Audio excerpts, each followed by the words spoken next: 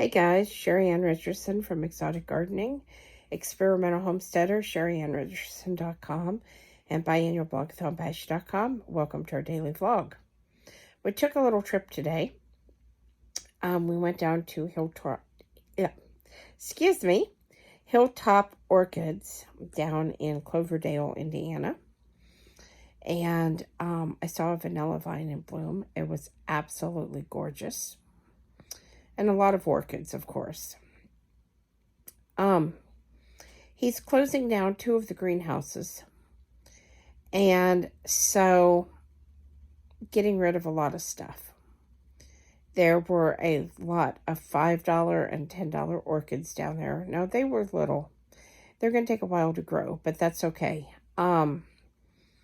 These were orchids that normally other places would have been $85 to $100 or more.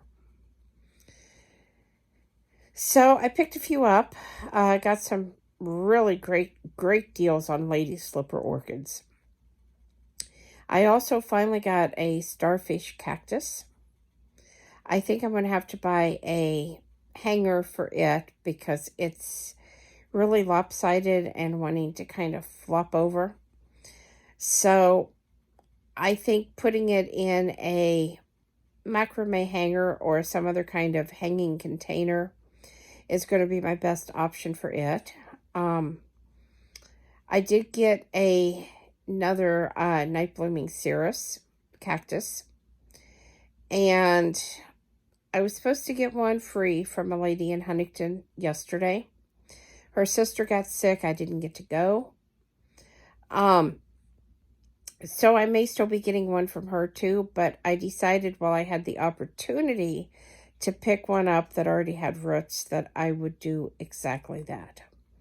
And then if I end up with 2, I will root the other one and have something to trade or share with someone else.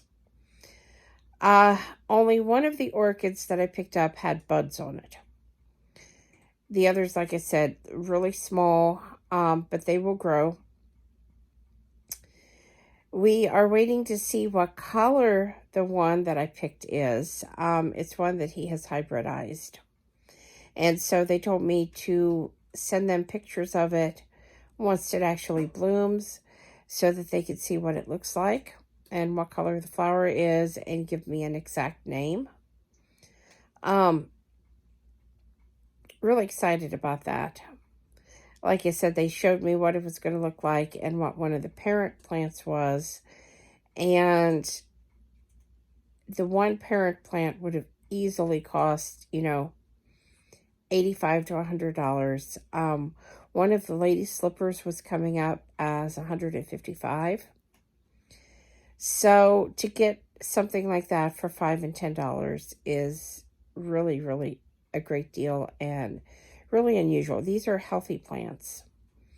So I'm excited to get a chance to grow them and see what they look like when they flower. It felt like a really long trip. In reality, it was only about 2 hours, but to me, that 2 hours, especially on the way back home, just felt like forever. My back and my legs and my feet get pretty sore when I'm in a vehicle. I imagine that has to do with the bulging disc and the pinched nerve that I have. I don't know that for a fact, but that's my best guess. So, going places can be difficult. And then there is the diverticulitis issue and having to really watch what I eat or having pain and not feeling real well afterwards. So I don't get to go do as much as I might like to go do, and I don't get to be gone as long as I would really like to be gone. Because I'd like to take a really long, several-week trip and go to some different nurseries that I have my eye on, and even if I couldn't buy anything, just to be able to see some of these really expensive variegated plants in their mature form would be really great. But like I said, I right now don't get to do all that.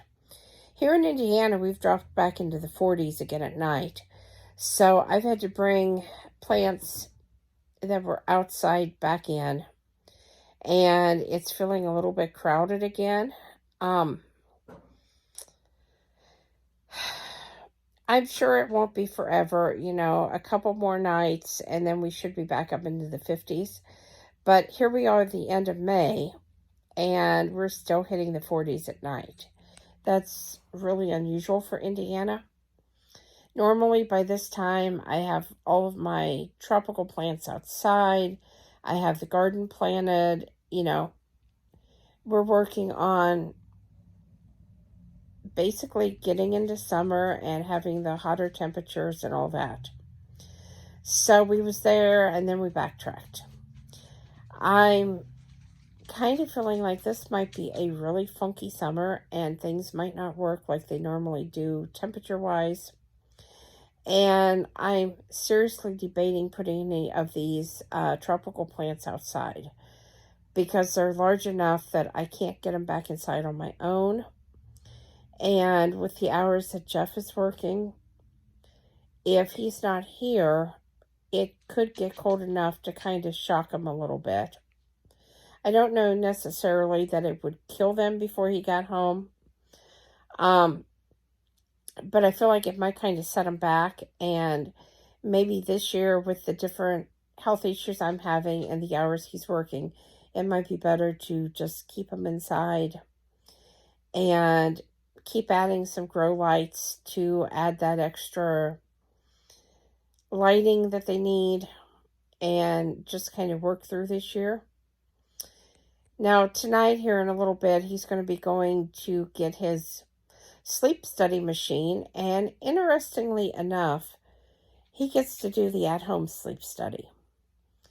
So I don't know why mine wasn't approved for an at-home sleep study, but our family doctor said, well, they won't do the in-lab sleep study. And I said, well, they did. Well, they won't. So I find it funny how they won't do something that they just did. And I called our insurance because I was told that several things, including my nuclear test, was denied. Insurance says they don't show anything as being denied. So honestly, I don't have a clue what's going on. After we got back, Jeff decided to go outside and try to work on the lawnmower and see if he could get that fixed so that he could start doing some mowing early in the morning. I do think it's too wet to till, but after we get mowed, we're going to check and see if it is possible to till, because I would really, really like to get the garden tilled up and ready to go. I'd really like to have everything looking nice by next weekend. I don't know that that's going to happen. I kind of feel like there is just so much to do and so little time. And once he goes back to work, he's not really going to be here to do a lot of work. So I have at least one doctor appointment with the cardiologist next week. It's just some testing. And I don't know. I think it's the following week that I have actual 3 appointments with 3 different doctors. The cardiologist, the rheumatologist, and then, of course, my family doctor. So, and then once that's done, unless any of those set more appointments, I think the every week going through testing, every week going through the doctor is done for. I would have been done at the cancer center since all of my blood work was good for the 2nd year, had it not been for the Eliquis that I'm on. They did say because of that, and because that can affect my anemia and cause me to be anemic again and need more iron infusions, that I have to come back in another year, maybe sooner if I have a problem. I'm really hoping we don't have a problem because I don't want any more iron infusions. I have to take the slow infusion, and it takes about 2 hours. and then I don't feel good for the day. So I would really like to get everything back on track. Maybe get on some medication that I don't have to worry about causing anemia. And get some answers. So hopefully we can get all of this underway starting next week after they get all this testing done. And I get to see the doctor and hear what they have to say. So anyway, guys, please subscribe, thumbs up, thumbs down, comments below. Thanks for watching, and have a great night.